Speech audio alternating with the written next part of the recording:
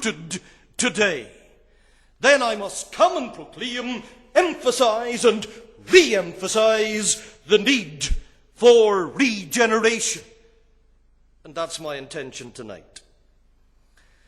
My first thought centers on regeneration and its illustrations. Its illustrations. The kind of change we are speaking about here is not small scale. It cannot be dismissed lightly.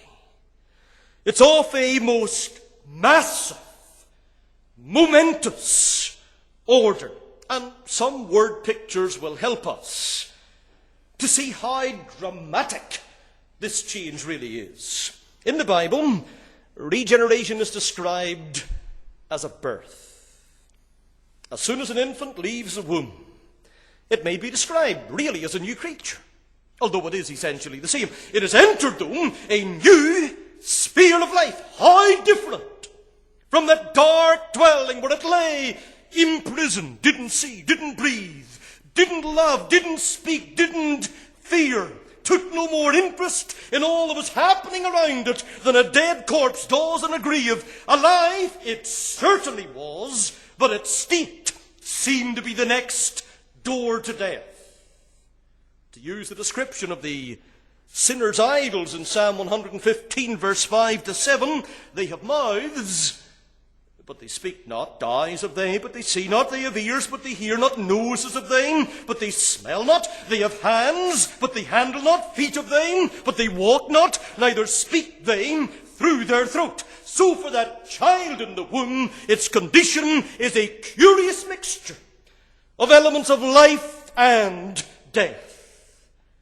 Yet what a difference when it emerges into life.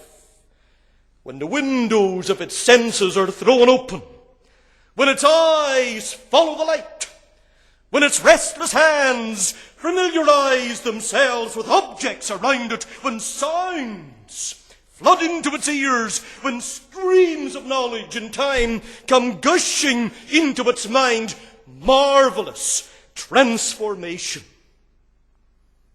It is because God's salvation is also a great change, introducing the soul into a new and delightful life, that it is described in the Bible as being the second birth, the new birth. And that's what Jesus impressed upon the mind and heart of Nicodemus. John 3 and 3. Jesus answered and said unto him, Verily, verily, I say unto thee, except a man be born again, he cannot see the kingdom of God. John 3 and 5, Jesus answered, Verily, verily, I say unto thee, except a man be born of water and of the Spirit, he cannot enter into the kingdom of God. John 3 and verse 7, again he's pushing the same theme. Marvel not that I said unto thee, ye must be born again. I go back to J.C. Ryle. He has put it like this: doubtless, it is no outward, bodily alteration, but undoubtedly it is an alteration of the entire inner man.